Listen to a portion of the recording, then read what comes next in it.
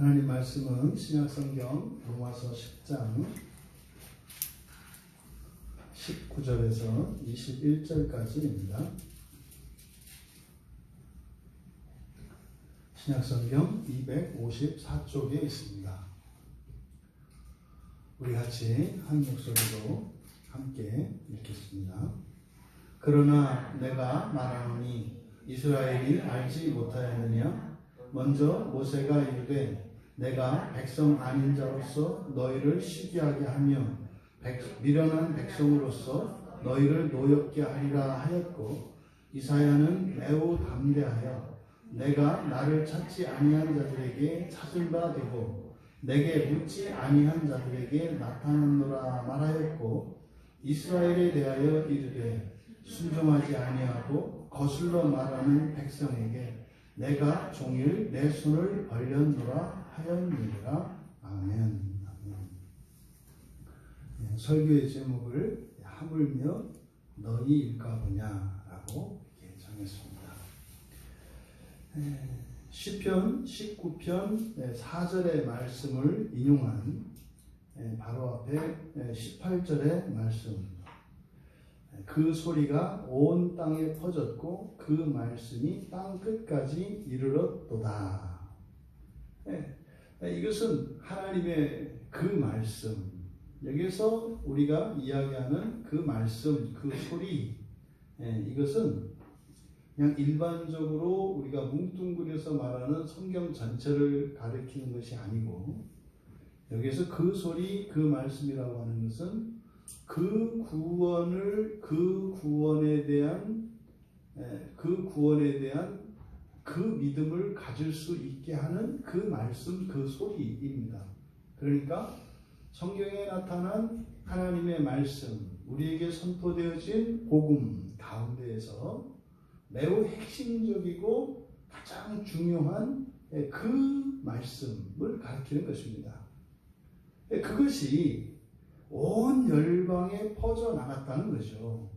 이제 시편 기자를 통해서 이렇게 말씀을 했는데, 이에 대해서 이스라엘 사람들이 변명할 수 있다는 거죠. 온 열방에 퍼져나갔는지는 모르겠지만 나는 들을 수 없었다. 우리는 들을 수 없었다. 우리에게는 율법을 주셨고 율법이 다인 줄 알고 그 율법을 지키며 살았는데 율법에서는 그런 거 없었다. 뭐 이렇게 이야기할 수 있다는 거죠. 그래서 그렇게 핑계할 것에 대해서 사도 바울이 미리 차단을 하는 겁니다. 그게 이제 19절에서 그러나 내가 말하노니.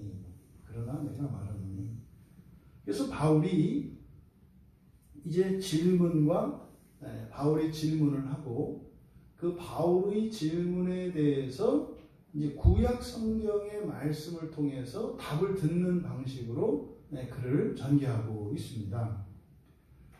바울이 던진 질문은 이스라엘이 알지 못하였느냐? 이 말은 바로 18절을 배경으로 하고 있는 겁니다. 온 세상에, 온 열방에 땅 끝까지 그 복음이, 그 진리의 말씀이 선포되었는데 이스라엘은 알지 못했느냐? 여기에 이제 이 의문문으로 이스라엘이 알지 못하였느냐 이렇게 되어 있습니다만, 이제 그 헬라어 성경에서는 부정에 대한 부정적인 답을 이미 정해놓고 묻는 질문문입니다. 뭐 영어에서 말하자면 일종의 부가 의문문 같은 것이요. 이미 답은 정해져 있는데 몰라서 묻는 것이 아니라 이미 정해진 것을 강조하기 위해서 의문문의 형태로 이야기를 하는 겁니다. 그러니까 사실은요, 이스라엘이 알지 못하였느냐? 아니라는 거예요. 그럴 수가 없다는 거예요. 그게 이제 헬라어로 이제 네라고 하는 부사어를 사용해서 부정을 강조할 때 이 네라는 말을 씁니다. 그래서 모를 수가 없었다, 뭐 이런 의미인 거죠. 하지만 그것을 이렇게 질문을 던져요. 질문을 제기하는 겁니다. 뭐 그럴 수 있죠. 사람의 생각으로는 그런 거 있지 않습니까? 뭐 여러분들이 뭐 집에서나 뭐 교회에서 이렇게 볼 때, 뭐 우리 엄마 아빠가 우리 집에서는 뭐 우리한테는 아주 쌀쌀맞고 몰인정하고 정말로 그런데 뭐 내 친구들과 주변 사람들한테 인기 만점인 부모님 뭐 이런 거죠. 그래서 이제 뭐 우리 엄마 아빠는 어떡 하면 주변 사람들이 믿질 않는 거죠.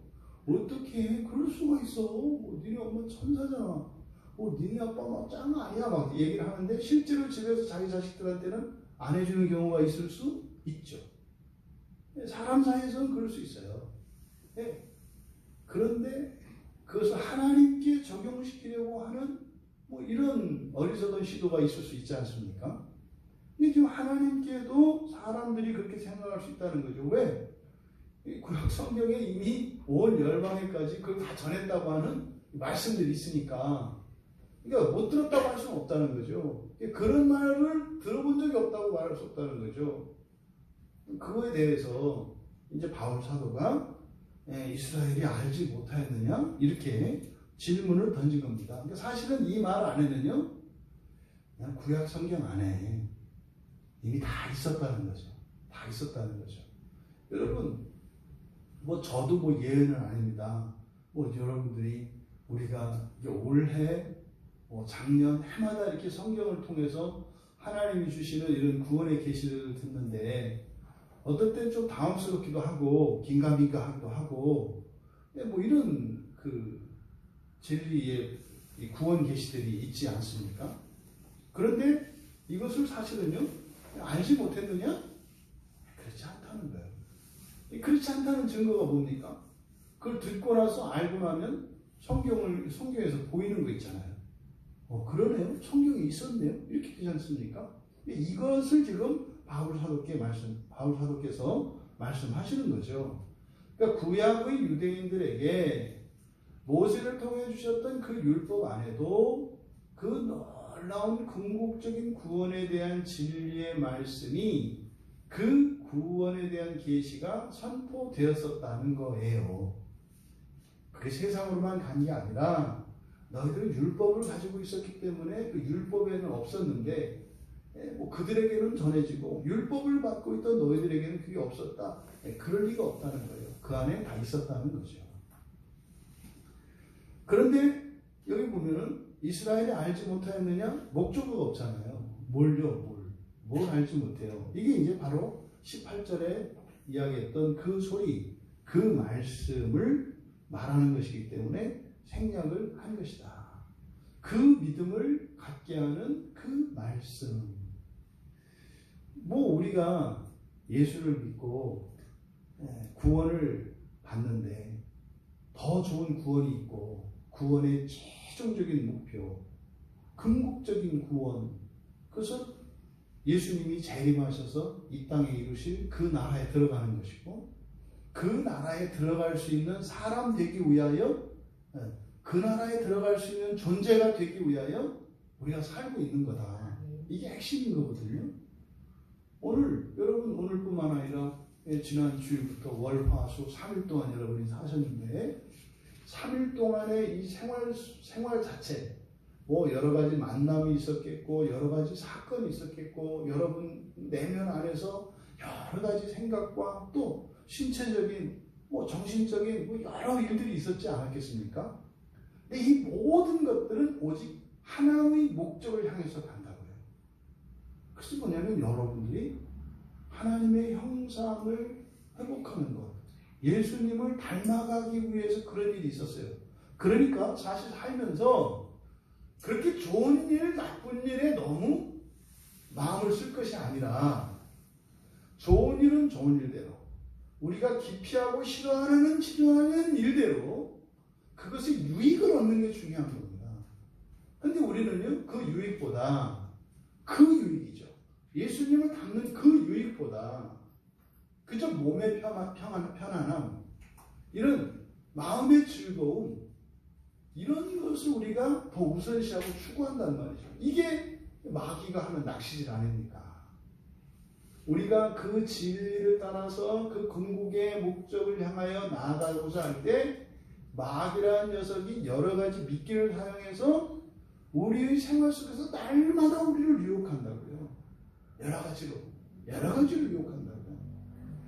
그러니 하루의 삶이라는 것을 영적인 의미로 생각하면 참으로 고단한 일이 아닐 수가 없어요. 왜요? 늘 살펴야 하거든요. 늘 살펴야 되거든요. 그러니 하나님의 은혜가 마를 날이 있겠습니까? 마르지 않죠.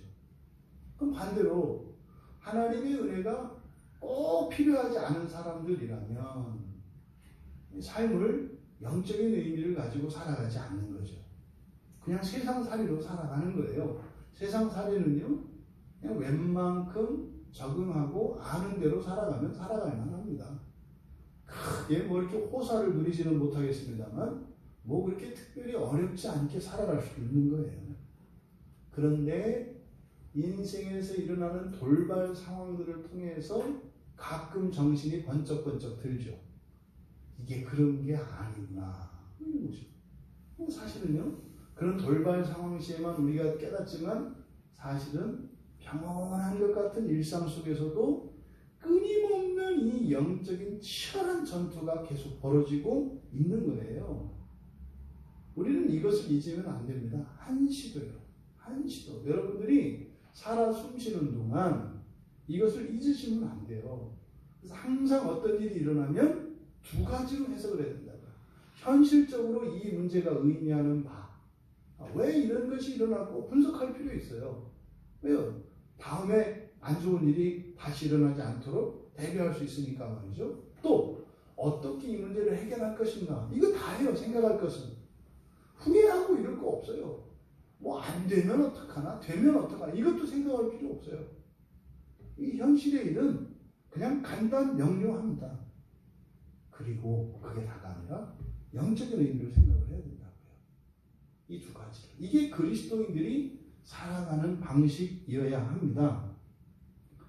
그런데 우리 그리스도인들뿐만 아니라 이때 당시의 그리스도인들, 더 나아가서 바울 사도가 늘 염두에 두고 있는 것은 동족에 대한 구원이에요. 그래서 이 로마서 10장을 시작할 때 1절에서 내 마음에 원하는 바, 하나님께 구하는 바, 이거는요, 동족들의 구원이에요. 유대인들에 대한 구원. 이게 늘 있다고요. 늘 있다고요. 근데 바울 자신도 사실은요, 몰랐잖아요. 그렇게 성경에 정통한 사람이었고, 하나님을 추구하고 열렬히 살았던 사람이었는데 몰랐잖아요. 그러니까 내심 바울의 입장은 알죠. 그 사람들의 마음을. 그러니까요, 몰랐다. 알 수가 없었다. 이렇게 핑계할 거라는 걸 알고 있어요. 왜요? 다메섹 도상에서 예수님을 만나고 바울이 회심하기 전과 이후는 완전히 180도 다른 인생관과 가치관을 가지고 살게 됐거든요. 천하의 죽이 없애 버려야 되는 것이 그리스도인이었는데 유일하게 살 길이 예수를 믿는 거라고 바뀐 거 아닙니까? 그래서 바로 그 말씀, 그 소리, 그것이 과연 이스라엘 사람들로 하여금, 유대인들로 하여금 변명할 수 있게 하는 변명의 여지가 있느냐? 없다는 거죠. 그런데요, 바울 사도는 그래서 논증의 방식으로 이렇게 설명하고 이렇게 설명하는 것이 아니라 구약의 말씀을 들어서 들이대는 거예요. 왜요? 그들 유대인들의 신앙의 기초는 구약 성경이니까. 또 구약 성경 가운데에서 등장하는 구약 성경에 등장하는 가장 위대한 인물들, 대표적인 것이 모세고요. 그리고 선지자 중에는 엘리야예요. 엘리야, 엘리사, 또 그리고 특별히 선지자들 중에서 종말에 대해서, 최종적인 종말에 대해서 가장 풍성한 계시와 예언을 담고 있는 게 이사야 선지자예요. 그러니까 지금 바울 사도는 가장 대표적인 이 율법의 시작이라고 할 수 있는, 율법을 직접 하나님으로 맡은 모세와 또 구약의 선지자들의 모든 계시에서 최종적인 계시인 그 하나님 나라 종말에 대한 계시를 가장 풍부하게 정확하게 나타난 이사야 선지자의 말씀을 통해서 이미 그 안에 있었다라고 하는 사실을 지금 논증하려고 하는 것입니다. 먼저 모세의 교훈 속에 이미 있었다는 거예요. 모세의 교훈 속에. 그래서 이제 19절 하반절에 모세가 이르되, 그래서 먼저 모세가 이르되, 그러니까 이제 먼저가 모세고 그 다음에 이제 20절에 이사야고.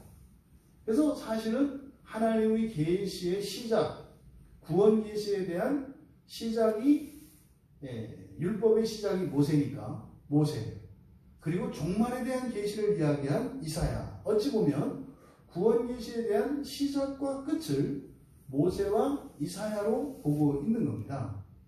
그래서 이사야 선지자의 먼저 모세의 말씀을 인용했는데, 내가 백성 아닌 자로서 너희를 시기하게 하며 미련한 백성으로서 너희를 노엽게 하리라 하였고, 이것은 신명기 32장 21절 말씀의 인용입니다.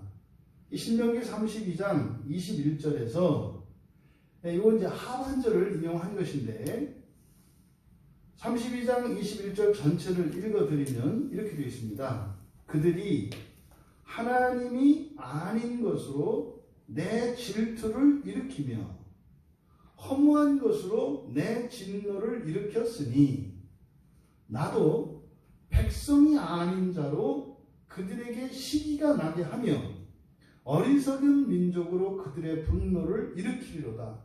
이거는요 꼭 부부관계에서 복수하는 거예요. 그러니까 뭐냐면 네가 바람 폈으니까 나도 바람 피겠다 이 말이에요. 이 지금 요 말씀이 그런 거예요. 그러니까 상반절에 있는 하나님이 아닌 것, 허무한 것, 이게 뭡니까? 우상이에요. 우상을 너희들이 섬기니까 그럼 나도 그러면 니들이 했던 것처럼 나도 그러면 다른 여자 만날게. 그래서 네가 바람 필 때 내 마음이 어땠는지 너 알게 해줄게. 이렇게 지금 이야기를 하시는 말씀이죠. 근데 이 신명기 32장 21절 말씀은 초대교회의 그 유대인들의 불신앙과 이 유대인들의 불신앙에 대해서 지적할 때 가장 잘 인용하는 본문이 이 구절이에요. 신명기 32장 21절. 지금 모세가 이 말씀을 인용하는 것은 뭡니까? 지금 하나님의 말씀이 들리지 않아서가 아니라 이스라엘 자손들이, 구약의 이스라엘 자손들이 우상을 숭배했기 때문에, 하나님께 등 돌리고 우상을 숭배했기 때문에 그들에게 그 진정한 복음이 들릴 수 없었다고 얘기를 하는 거예요. 그래서 반대로 너희들을 위해서 주었던 그 진정한 그 구원 계시가 누구에게? 너희가 아닌 다른 민족에게서 그 구원의 계시가 꼽힐 거라고 얘기를 한 거예요. 그게 지금 오늘날 보세요. 하나님을 믿은 것은 먼저는 유대인이잖아요. 근데 지금 종말에 대한 계시와 하나님 나라에 대한 계시, 예수 그리스도를 통해서 내어주신 그 구원의 길을 가고 있는 것은 이방인이에요. 지금 오늘날을 보면 뭐예요? 유대인들로 하여금 그리스도인들을 보고 시기하게 하려고 한다. 그리고 어떻게 해요? 노엽게 하려고 한다 이 말이에요. 실제로 이때 당시에 유대인과 그리스도인들 사이에 이 긴장관계는 어마어마했죠. 뭐 죽이지 못해서 안달이지 않습니까? 왜요? 그리스도인들이 자꾸 유대인들을 화나게 해요. 아니 우리는 지금 몇천 년 동안 율법을 지키고 하나님 말씀을 따라 순종하며 의를 이루면서 그 메시아가 오실 것을 기다리면서 그 구원을 대모하고 있는데 말도 되지 않는 근본도 없는 것들이 갑자기 예수를 믿는 것으로 자신들이 행해왔던 이런 금욕과 경건과 이런 철저한 율법을 지키면서 준수하면서 살아왔던 이것을 그냥 하루아침에 뭉개버리는 것 같은 일이 일어난 거예요. 그러니까요, 화가 나죠. 비교를 해봐도 별거 아니란 말이에요. 그런데 저들은요, 뭘 가지고 있어요? 그러니까 그리스도인은 뭘 가지고 있어요? 구원의 확신을 가지고 있어요. 사실 당시에 유대교 지도자들은 뭐 했습니까? 생명이 두렵고 그들의 기득권을 빼앗길까봐 로마의 그 나라 민족을 지배하는 로마 제국의 그 밑에 들어가서 그 로마 제국이 주는 이런 부스러기들을 얻어먹으면서 자신들의 권력을 유지하면서 살았잖아요. 근데 그리스도인은요, 아니 목숨도 아끼지를 않아요. 왜요? 뭐 이렇게 주변머리도 없고 별 것도 없는 것이 신앙에 있어서는 자신들이 가지지 못했던 무엇인가를 가지고 있다 이 말이에요. 그리고 이 그리스도인들은 하나같이 가지고 있는 게 뭐예요? 구원에 대한 확신이에요. 장차 임할 그 메시아와 함께 그 나라에 임할 거에 대한 확신을 가지고 있어요. 이 사람들은 지금도 불안해 죽겠는데요. 복음서를 보면 바리새인들 중에 철저하게 정말 율법으로는 의롭다고 자신만만한 사람들이 예수님을 찾아오는 일들이 분명히 있었던 거예요. 성경에는 몇 번만 소개되고 있지만 그건 뭡니까? 그러니까 당시에 바리새인들과 대제사장이나 이런 종교 지도자들 안에는 공허한 마음이 있고 확신할 수 없는, 알 수 없는 어떤 불안감이 계속 있었던 거예요. 그러니까 몰래 찾아온다고요. 이겁니다. 이게 그들로 하여금 화나게 하고 그들을 시기하게 하는 거예요. 바로 이 말씀을 얘기하는 거죠. 근데 지금 신명기 32장 21절의 하반절을 지금 하반절 말씀을 여기에 인용하고 있는데, 실제로 로마서를 시작할 때 로마서 1장 23절에 가보시면 이렇게 되어 있어요. 썩어지지 아니하는 하나님의 영광을 썩어질 사람과 새와 짐승과 기어다니는 동물 모양의 우상으로 바꾸었느니라. 하나님을 아는 자들인데 하나님을 영화롭게 하지도 않고 스스로 미련해져서 하나님의 영광, 이때 하나님은 영존하시는 불멸의 존재인 하나님이에요. 불멸의 존재인 하나님을 반드시 썩어지는 필멸이에요. 필멸하는 피조물들의 모양의 우상으로 바꾸는 일이 일어났다는 거죠. 뭘 얘기하는 겁니까? 목표가 바뀌었다고요. 목표가 바뀌었다고요. 그러니까요, 그런 거라니까요. 아니, 뭐 바람을 피우고 하더라도 나보다 좀 나은 상대도 해야지. 자존심 상하는 거예요. 나하고는 상대도 안 되는 거하고 그렇게 바람을 피우니 차라리 나보다 몇 배는 좀 나서 뭐 나보다 잘나서 할 말은 없네. 뭐 그 말도 안 되는 얘기지만, 그런데 어떻게 해요? 반에 안 되는 그런 상대와 바람을 피우니 이게 하나님 마음이에요. 이게 이 앞에서 이미 나왔던 거죠. 그래서 어떻게 됩니까? 결국 그것으로 인해서 이들은 사실은 열심히 살지만 열심히 살면 살수록 오히려 자신의 인생을 불행하게 하고 자신들의 가치를 떨어뜨리는 인생을 살고, 이게 뭐예요? 멸망하는 삶이죠. 그래서 내버려뒀다. 로마서 1장에서 이렇게 내버려뒀다. 내버려뒀다는 것은 그게 뭐 이렇게 방해했다는 게 아니에요. 그냥 버렸다는 의미가 아니에요. 그냥 하고 싶은 대로 자기 열심히 살고 싶은 대로 살게 뒀다는 거예요. 여러분 늘 조심하셔야 돼요. 열심히 이거보다 더 중요한 것은 방향이다. 잊지 마세요. 방향이 틀어졌는데 열심히 살면은 열심히 망하는 거라니까요. 방향이 틀어진 사람에게는 차라리 게으르고 미련한 것이 선이에요. 망할 때는 열심히 망하는 게 아니고 천천히 망하면서 오래라도 가잖아요. 방향을 바꾸는 게 방향이 중요하다. 방향이. 그리고 그 사실은 신명기 32장 21절의 상반절은 앞에서 이미 로마서 1장에서 거론했던 거죠. 그리고 여기서는 이제 백성들에 대한 이야기만 여기서 인용하고 있어요. 그래서 백성들, 이스라엘 자손들의 시기와 분노에 대해서만 언급하는 거죠. 근데 여러분 여기서 뭘 느끼세요? 예, 이 신명기 32장 21절의 말씀을 통해서 부부관계로 나타내고 있어요.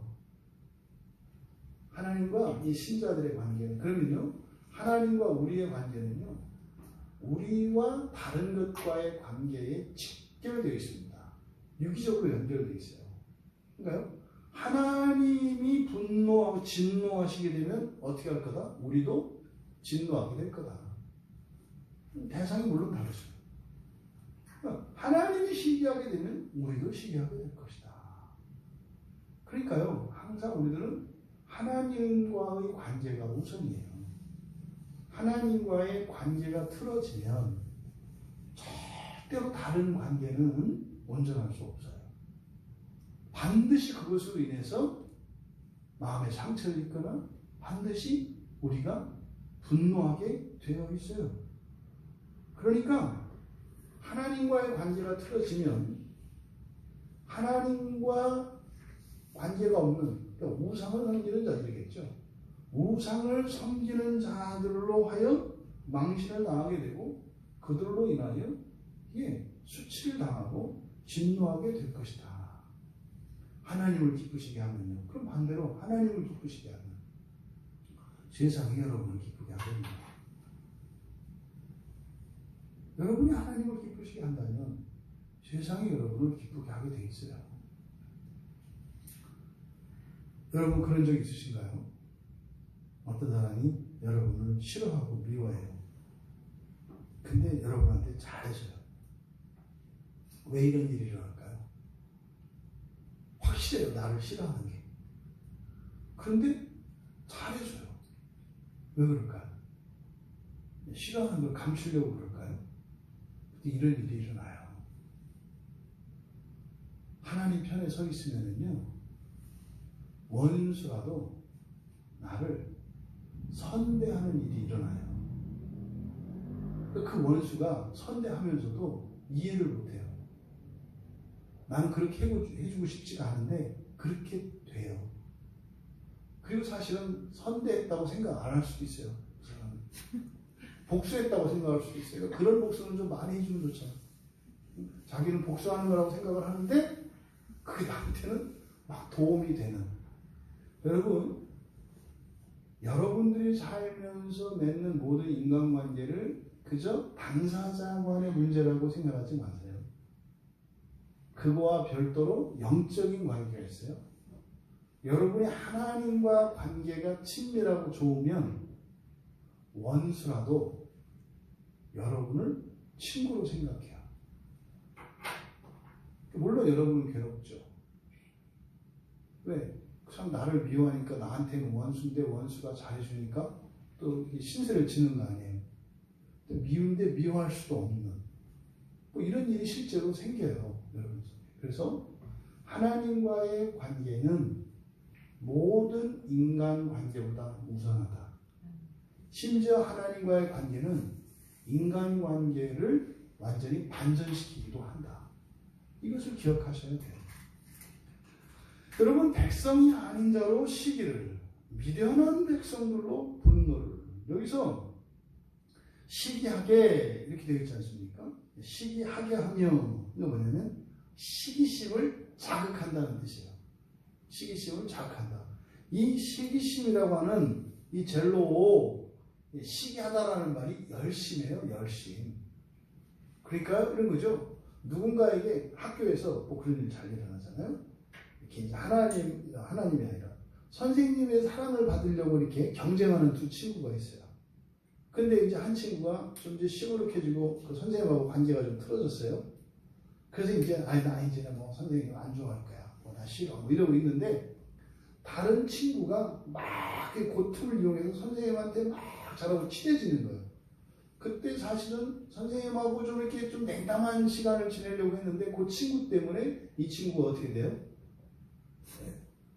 열심을 내게 되는 요 얘기를 하는 거예요. 요 얘기를. 근데 지금 백성이 아닌 자로 시기하게 한다. 이때 당시의 정황에서 여러분 생각을 해보세요. 유대교인들이 그리스도인들을 보았을 때 그렇게 목숨을 버리고 자신들의 재산을 다 버리면서까지 심지어는 자녀들의 안전과 행복을 버리면서까지 왜요? 무덤 속으로 막 들어가서 살잖아요. 그걸 보고 저건 뭐지? 하나님을 보고 열심을 추구하는 것이 아니라 그리스도인들의 하나님 중심적인 삶을 보고 그들로 하여금 어떻게 해요? 하나님께도 힘을 내야 하는. 물론 유대인들은 그랬죠. 그리스도인들이 믿는 하나님은 여호와 하나님이 아니라고 생각을 했어요. 근데 저들이 저들의 하나님을 섬기는 것보다 우리가 우리의 하나님을 섬기는 일이 모자란 것 같으니까 힘을 내겠다 이 말이에요. 그래서 유대인들은 지금도 2000년 동안 그리스도인들로 인해서 끊임없이 시기심을 자극받습니다. 그래서 그렇게 싫어해요. 유대교인들은 그리스도인들을 그렇게 싫어합니다. 왜? 짝퉁 유대교인이라고 생각하거든요. 짝퉁 유대교인. 그게 구약 성경도 자기들 건데 이것들이 가져다가 지네들 경전에다 갖다 붙여가지고 지네들 경전은 신약 성경은 우리들의 경전이라고 생각을 하는 거예요. 거기에다가 자기들 경전을 갖다 붙여가지고 하는. 그러니까요 아주 롯데먹은 이게 뭐 이게 표절 아니에요 표절. 노래를 만들어서 막 세계적으로 히트를 쳤는데 그 전반부는 다 내노래요. 전반부는 다 내놓고 뒷소절만 갖다 보고 이상한 갖다 붙여가지고 만들어서 막 원 저작자인 나는 그냥 뭐 그냥 무명으로 지내고 있는데 이런 거죠. 또 미련한 백성으로 화나게 한다. 이때 미련하다라는 말이 뭐냐면요. 공감대가 없다 이런 뜻이에요. 공감대가 없는. 미련한 이것은 공감대가 없는. 무슨 말입니까? 하나님 말씀을 들어본 적도 없어요. 그러니까 하나님이 말씀하시면은 그게 뭔지 이렇게 알아들을 수 있어야 되는데 전혀 알아들을 수 없는 자들이라고요. 이게 미련한 백성이라는 것이 공감대 없는 백성 이렇게 되는 겁니다. 그러니까요. 언약의 백성도 아니고 율법을 하는 자들도 아니에요. 심지어는 그것을 이해하게 해준다 할지라도 공감대도 없는 자들이에요. 그런 그들이 말씀에 반응을 해서 메시아가 가져다 줄 영원한 나라에 대한 소망을 가져요. 그러니까요. 이게 화난다고요.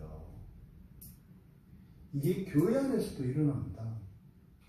내가 신앙생활을 몇십 년 했고 내가 성경을 몇 독을 했고 내가 기도를 어느 정도 하고 이렇게 했는데 이제 뭐 지 마음대로 그냥 망나니처럼 세상을 살다가 어느 날 뭐 그냥 친구 따라서 교회 왔다가 아니 이것이 회심인가고 뭐 그 하나님 나라에 대한 열심과 소망에 대한 확신으로 꽉 차 있어.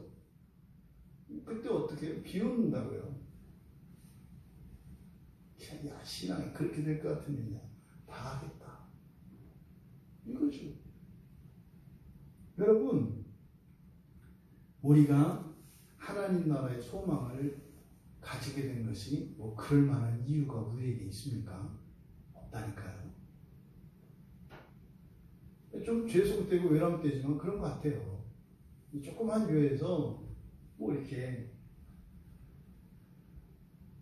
뭐 천국 복음이 어떻고 부활의 복음이 어떻고 뭐 사람이 아니라 하나님 자녀가 되고 신인이 되고 터무니없는 얘기를 하는 것 같이 생각할 수 있는 것 같아요.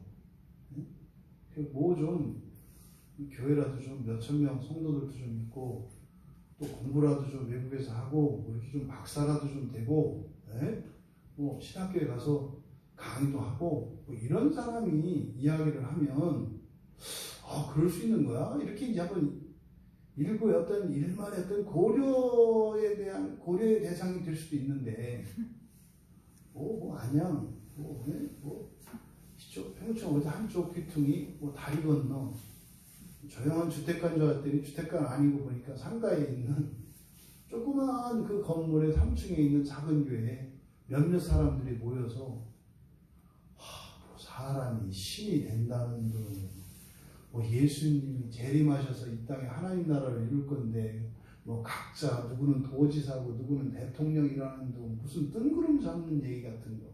그러니까 이런 얘기 들을 때 어떻게 해요? 화가 난다고요.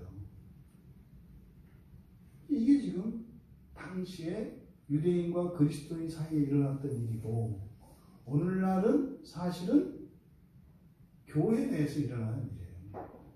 교회 내에서 이런 일이 똑같이 일어나고 있어요. 똑같이.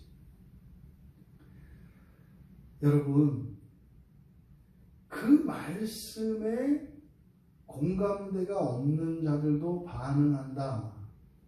그럼 이들의 소원은, 유대인들의 소원은 그 궁극적인 진리에 다다르는 것인데 그것을 알기 위해서 어려서부터 성경을 날마다 쉬지 않고 줄줄줄줄 암송하고 그게 하나님 말씀에 순종했나 불순종했나 늘 감찰하면서 그 잘못한 것에 대해서 재물을 잡고 제사를 드리며 발발발발 떨면서 살아왔는데 그런데 그들이 다다를 수 없는 그 구원, 그 궁극의 구원에 대해서 이렇게 미련한 백성, 공감대도 없는 백성들이 깨닫고 믿게 되었다고 하는 이 사실이 화나게 한단 말이죠.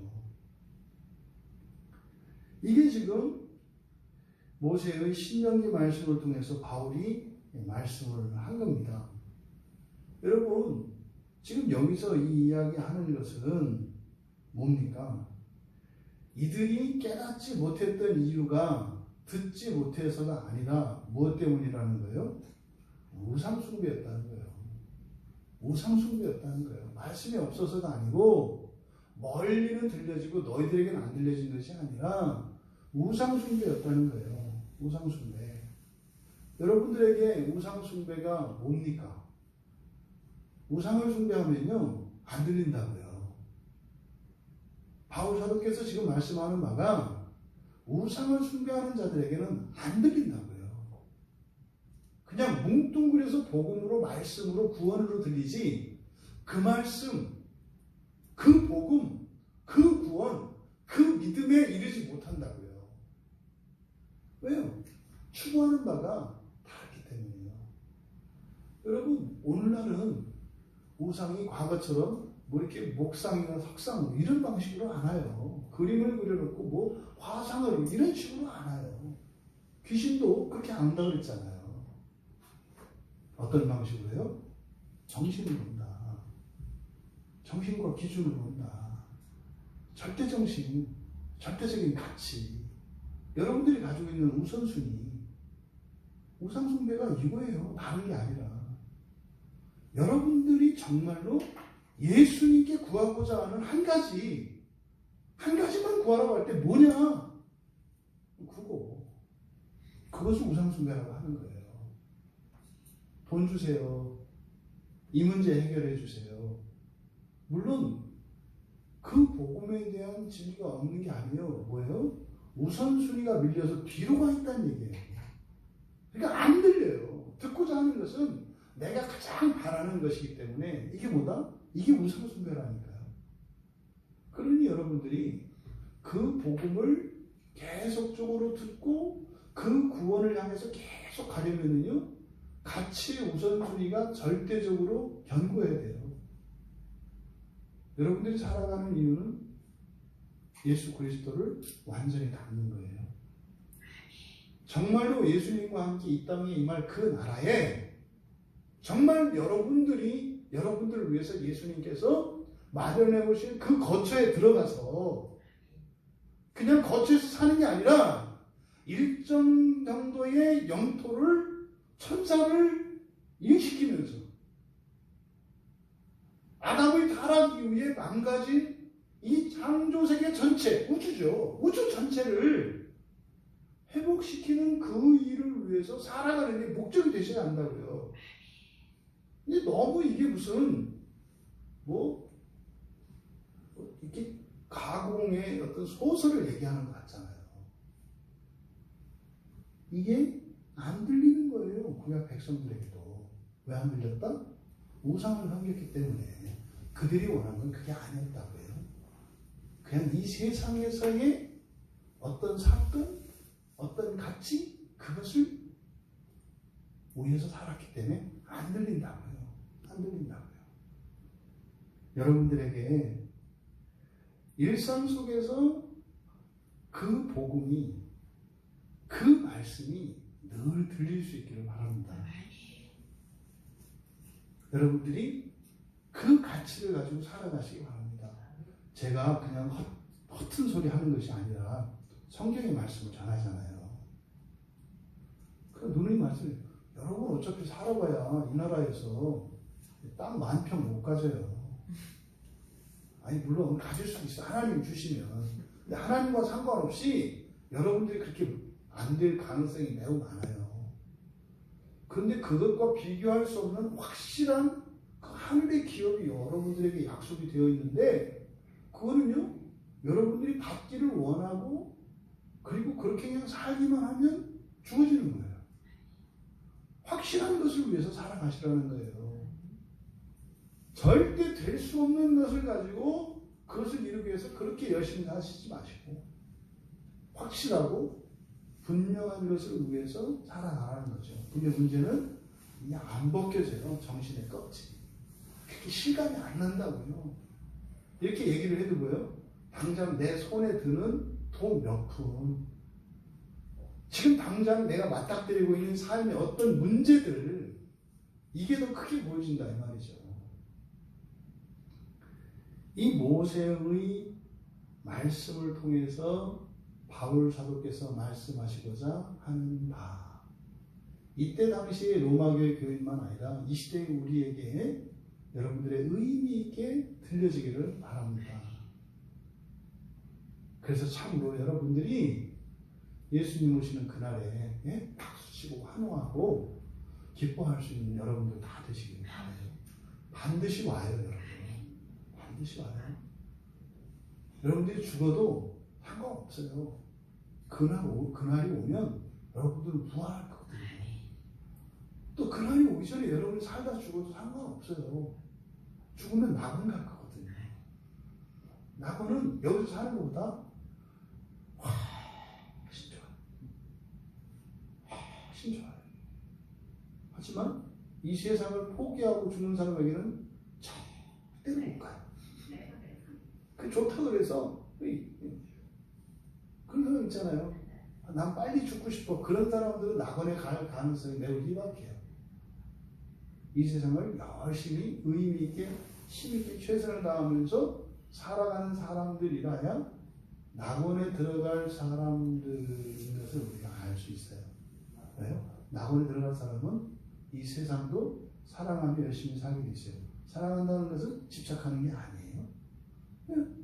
이 세상의 삶 자체가 낙원의 천국의 삶이니까. 여기서 살 때는 이 지상의 삶, 지옥의 삶이죠. 지옥의 삶과 천국의 삶은 동시에 살아요.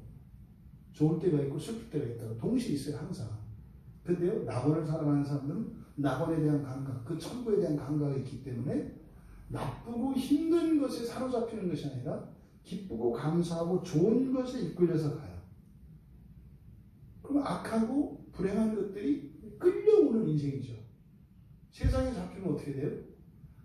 우리 하나님께서 은혜를 주시고 기쁨을 주셔도 이 세상에 어둡고 칙칙한 이것 때문에 이게 눌려서 기쁨이 없죠. 여러분, 주님 오시는 그날에 재림의 영광에 재림하실 때 그 부활의 영광에 참여하시는 여러분 되시기 바라요. 어떤 자격이 있는 거 아닙니다. 자격이 있는 거 아니에요. 그 나라를 소원하고 여러분들의 일상생활을 그 나라를 목적으로 살아갈 때, 그래서 포기하고 싶고 중단하고 싶을 때도 가는 거죠.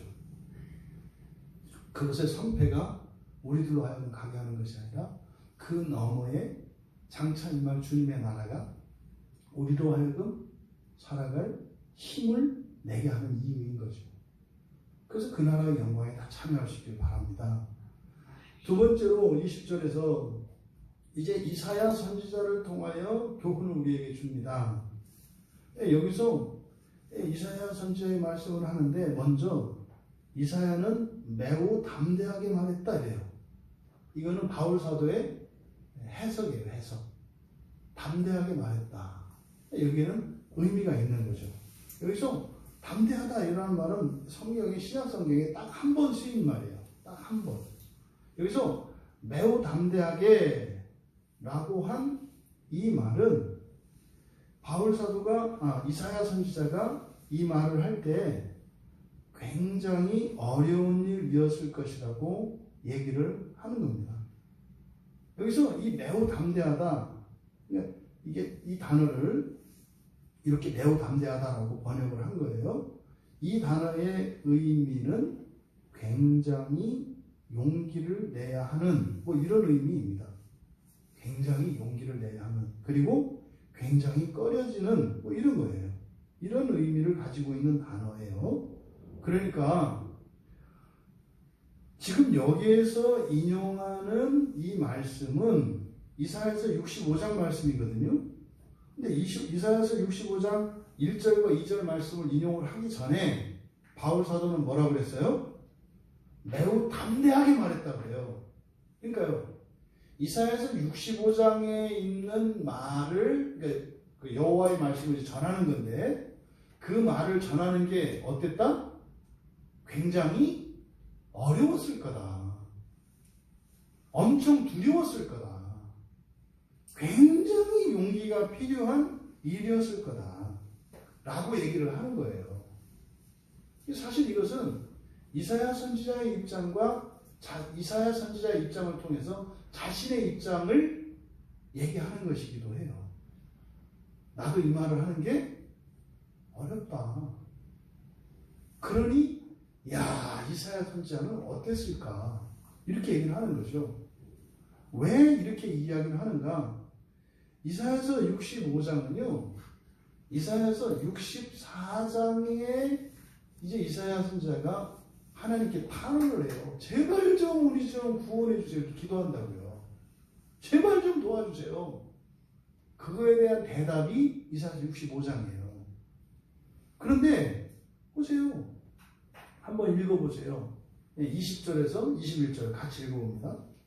내가 나를 찾지 아니한 자들에게, 같이 읽을게요.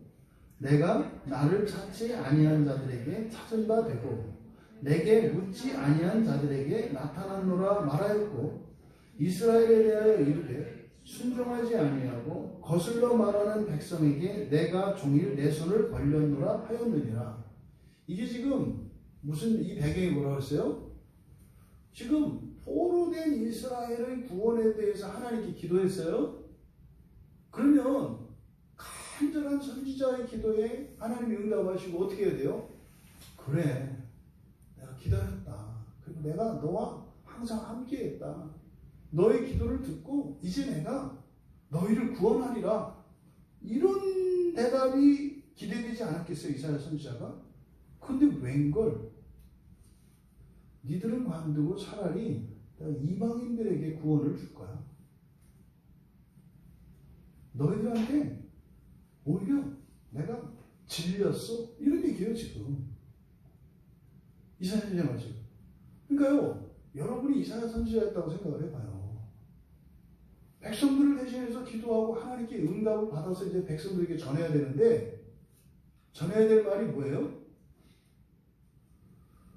구원은 개나 주겠다 하시네요. 이런 거예요. 이스라엘 백성들에게 이방인은 개니까. 너희들을 구원할 게 아니라 차라리 내가 개들을 구원할 거야. 이런 거죠. 너희들은 아주 내가 소망이 없어. 너희들은 구원해줄 가치도 없어. 이런 방식, 이런 의미의 하나님의 대답을 들은 거예요. 그러면 이걸 들고 가서 이스라엘 백성들에게 이야기를 해야 되는데, 하기가 어려웠겠구나. 그래서 이것을 담대하게 말했다. 담대하게 말했다. 이건 뭡니까? 늘 바울 사도 안에 있는 짓눌리는 마음이에요. 늘 짓눌리는 마음이에요. 사도행전에서 우리가 살펴봤잖아요. 사도행전 끝에서 이제 해결은 되잖아요. 하지만 늘 이게 있었다고요. 늘 동족들에 대한 동족들의 구원에 대한 그 빚진 마음이, 부채의식이 늘 있었다고요. 실제로 이사야 선지자의 말씀을 바울은 봤죠. 이방인들에게 예수 그리스도의 복음이 전해졌을 때 그들은 회심하고 돌아와요. 말도 안 되는 사람들이에요. 그 사람들은 하나님을 알지도 못했던 사람들이에요. 그리고 그들은 기대도 안 했던 사람들이에요. 근데 어느 날 이런 사도들이 가가지고 복음을 전했는데 거기에서 놀라운 구원의 일들이 일어나요.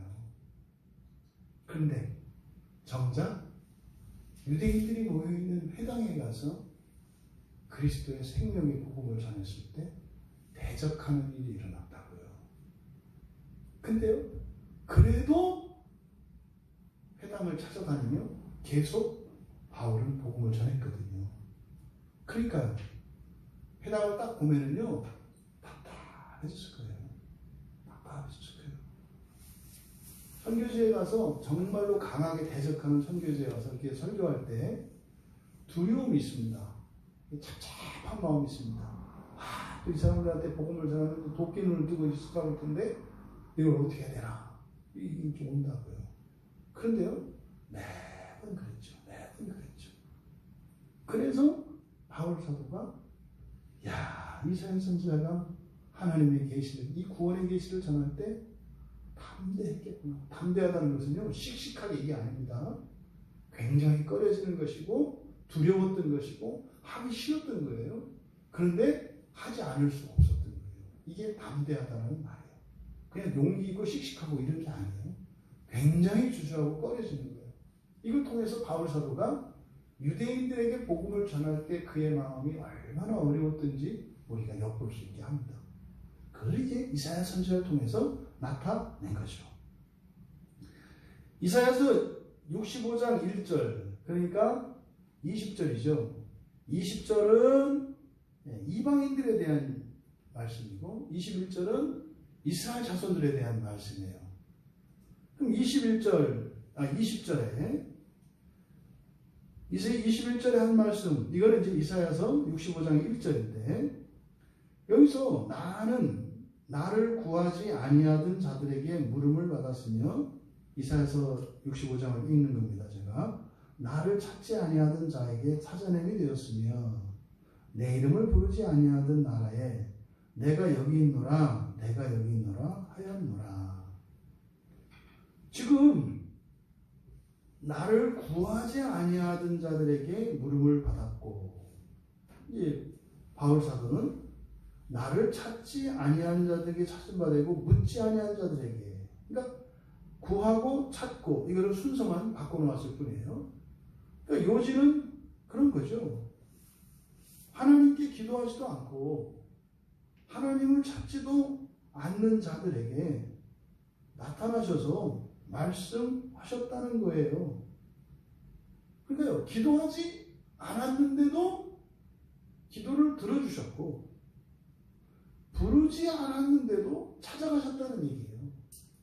여러분, 이것을 잘 생각하셔야 합니다. 우리가 하나님을 찾아가는 것이 아니라 하나님이 우리를 찾아오셨다는 사실이에요. 이 자리에 있는 우리 가운데 우리가 하나님을 찾은 사람은 아무도 없어요. 이걸 잊지 마세요. 굉장히 중요한 원리예요.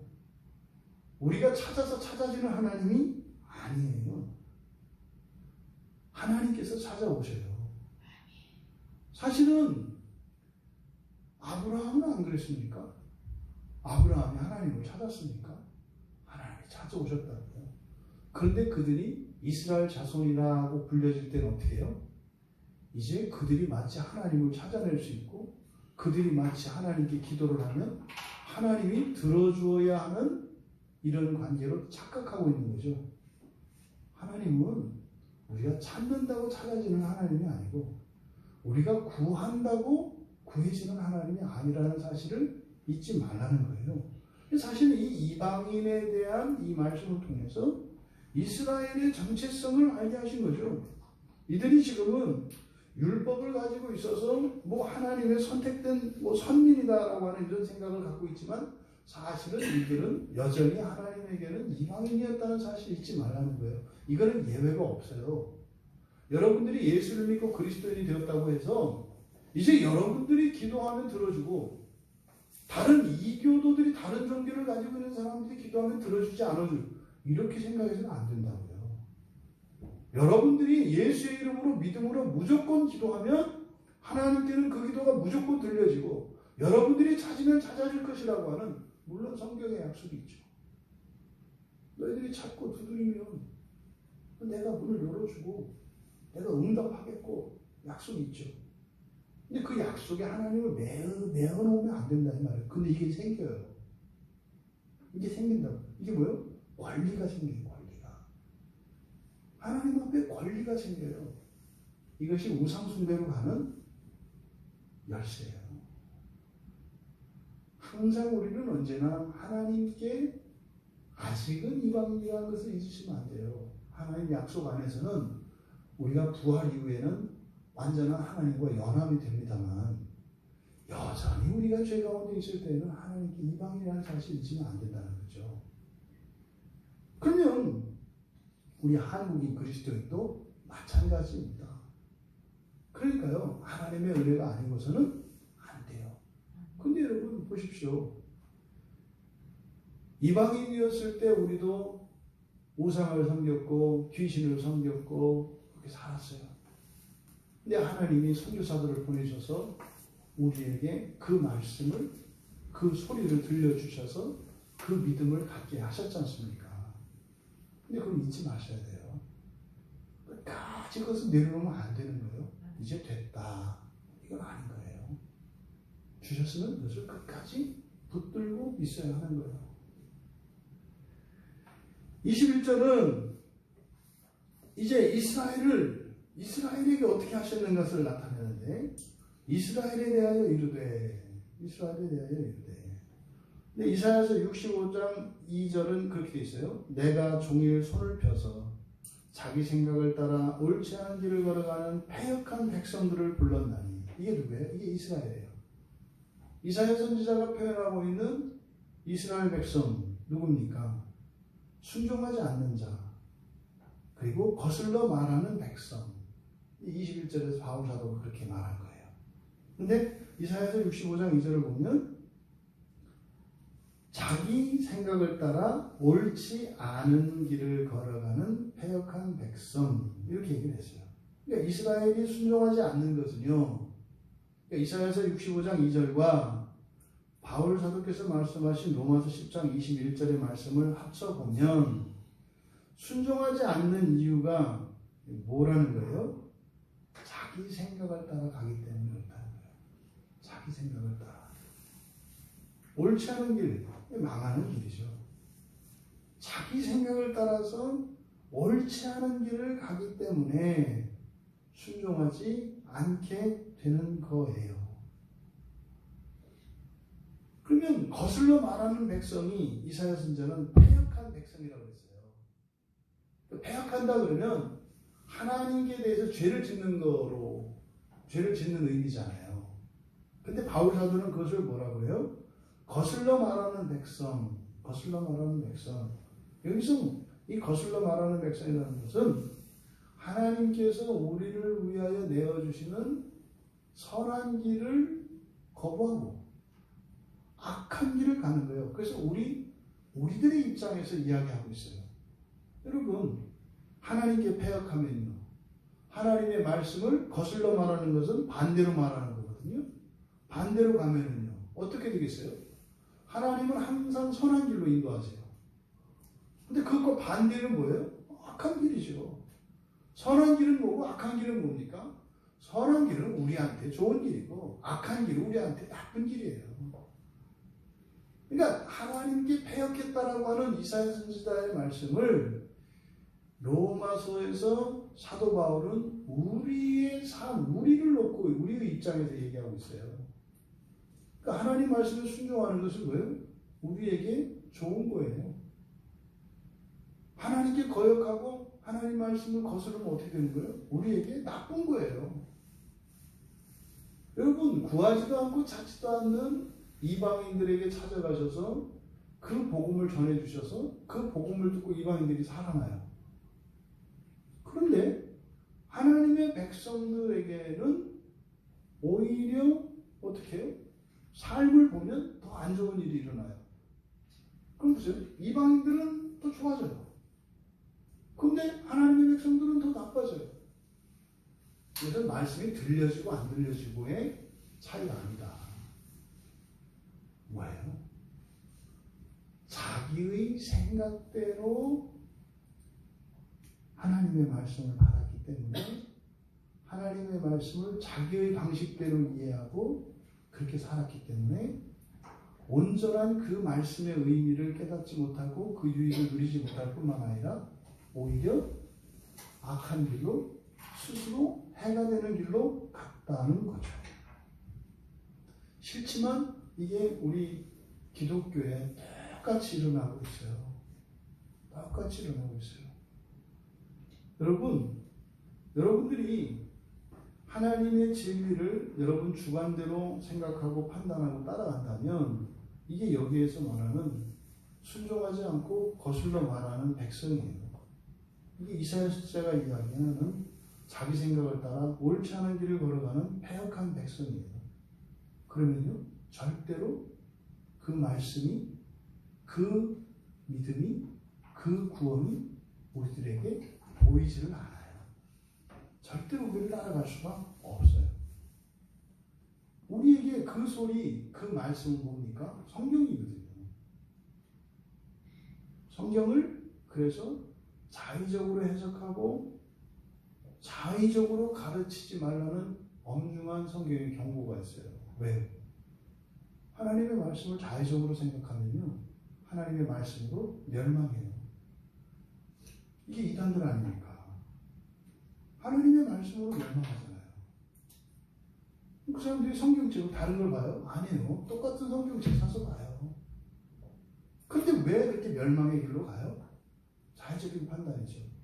이 자의적인 해석이라는 게 뭡니까? 1차적으로 성경은요, 문자적으로 봐야 돼요.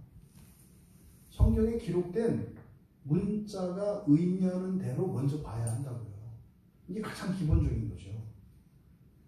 이게 지금 아마 이런 코로나 사태로 인해서 막 예배들이 방해를 받고 교회들이 이렇게 환난을 겪고 성도들이 혼란을 겪으면서 제 생각은 그래요. 아마 성경을 회복하시는 하나님의 과정이 아닐까 이런 생각이 들어요. 왜냐면요, 진리를 아는 자들을 부르거든요. 다른 게 아니라 진리는 진리를 아는 자들에게만 들려요. 다른 게 필요 없거든요. 그래서 아마 이렇게 성경의 원문을 설교하고 원문을 드러내고 그래서 아마 우리들이 뭐 종종 하는 이거는 뭐 해석이 틀렸습니다. 뭐였습니다. 하는 이런 일들이 더 많은 교회에서 계속 일어나게 될 것 같아요.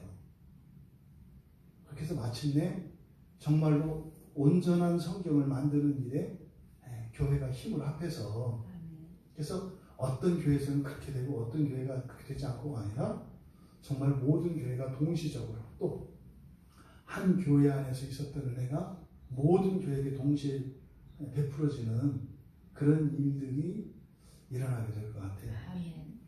그렇지 않고서는 이렇게 혹독한 이런 시련을 하나님께서 허락하실 리 없거든요. 그러면 이런 우리들의 현실적인 어려움들을 통해서 결국 우리들이 마음을 모아야 하는 것은 그 말씀, 그 진리예요. 그 진리. 그 진리를 따라간다면 그렇게 온 열방까지 들려지는 그 참다운 진리가 우리에게는 어떻겠습니까? 뭐라고 하셨냐면 뒤에서 뭐라고 하세요? 그런 백성에게 백성과 하나님이 완전히 대조되어 순종하지 않고 거슬러 말하는 백성. 여기서 순종하지 않는다, 거슬러 말한다. 이거 다 현재 분사로 쓰고 있어요. 이거 뭐겠어요? 계속해요, 계속. 하나에서 열까지 단 한 번도 순종을 안 해요. 계속 불순종하는. 또 계속 여기서 거슬러 말한다. 이게 이제 안티 레고거든요. 안티는 반대로 이거 아시죠? 레고는 말하다는 거예요. 계속 바른 대로 하는 거예요. 야, 이런 사람이 있으면 힘듭니다. 동으로 가자 하면 서로 가자.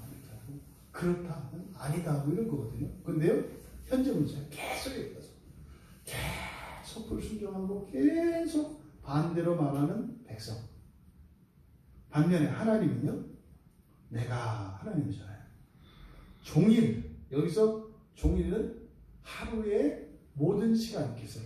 온 하루 이렇게 돼 있어요. 하루 종일 0.001초도 쉬지 않고 이런 뜻이에요. 하루 종일 내 손을 벌렸느라. 이때 내 손을 벌렸느라 할 때 손과 관련해서 주로 성경에서는 하나님의 오른팔, 전능하신 오른팔을 써요. 근데 여기서는 복수형을 썼어요. 내 손들, 이게 뭐겠어요? 두 손이죠. 그러니까 하나님이 아주 사정을 하는 거예요. 두 손을 다 뻗쳐서 그냥 이렇게 쫓아다니는 거죠. 근데 계속 반대하고 계속 거부하는 하나님의 백성. 그런 반면 단 한순간도 쉬지 않고 쫓아다니는 하나님. 그 백성은 어떨 것 같아요? 행복할 것 같아요? 불행할 것 같아요? 불행해서 미치죠. 이놈 하나님은 쉬는 시간도 없고 멈추지도 않고 계속 따라와. 근데요, 이놈 백성의 입장에서는 내가 듣기 좋은 소리는 아니에요. 다 하고 반대되는 얘기만 해. 나는 지금 당장 아프고 힘들어 죽겠는데 그게 문제가 아니래. 뭐가 아니야. 절대 종일 두 손을 펼쳐들고 뻗치고 찾아오는 하나님은 그 백성들에게는 감사하고 찬양해 나오는 하나님이 아니에요. 성가신 하나님이에요. 이렇게 오해되죠. 여러분, 그렇다면 오늘날 살고 있는 우리 그리스도인들에게 주시는 말씀은요, 하물며 너희일까 보냐. 예수의 피값을 주고 산 하물며 너희일까 보냐. 이 하물며 너희일까 보냐라고 하는 이 언술은 성경에서 많이 사용되지 않지만 굉장히 중요한 말씀이에요. 마태복음 6장 30절과 누가복음 12장 28절에 먹고 마실 것을 염려하는 제자들에게 하신 말씀이에요. 하물며 너희일까 보냐. 무슨 말이에요? 야, 니들 먹고 사는 거 내가 공중의 새도 꽃도 풀도 다 마련해 주는데 내가 너희들 위해서 그거 마련해 놓지 않았을까? 하물며 너희일까 보냐. 또 히브리서 12장 25절에서 히브리서 기자가 하나님을 거역한 자들에 대한 심판이 반드시 있다는 의미로 하물며 우리일까 보냐. 여러분, 우리는 온전한 구원에 이를 수 있는 참된 진리를 분명하고 확실하고 풍성하게 받았습니다. 하물며 너희일까 보냐. 받았습니다. 그런데 그 진리의 빛을 따르지 않고 그것을 버리고 떠나간다면 하물며 우리일까 보냐. 그 심판은 우리에게도 있습니다. 그 구원의 길은 분명히 우리에게 제시되었습니다. 하지만 그 심판 또한 우리에게 확실하고 분명하게 제시되어 있다는 것을 기억하시기 바랍니다. 그저 우리가 최상급으로서의 그 구원, 가장 좋으니까 가야 합니다. 뿐만 아니라 그 길을 가지 않으면 반드시 심판이 있다는 사실입니다. 여러분 개인의 인생의 히스토리나 여러분들의 신앙의 여정을 핑계하려고 하지 마십시오. 하물며 너희일까 보냐. 여러분들에게는 이미 그 궁극적인 구원에 대한 계시가 이미 오래전에 다 주어졌어요. 그리고 지금은 사실 우리가 깨닫고 있고요. 하지만 여러분 여기서 조심하셔야 할 것은 아는 것으로 그치는 게 아닙니다. 살아내야 합니다. 살아내야 합니다. 중도에 포기하고 싶고 벗어나고 싶을 때가 옵니다. 기억해야 합니다. 하물며 우리일까 보냐. 거기서 중단하고 멈춰서고 벗어난다면 반드시 심판이 있다는 사실을 기억하시기 바랍니다. 여러분, 심판의 두려움으로 벗어나지 않게 하는 은혜가 있습니다. 하지만 분명한 구원의 계시로 우리로 하여금 더욱 힘을 내며 기쁨으로 그 길을 나아가게 하는 하나님의 경배가 있습니다.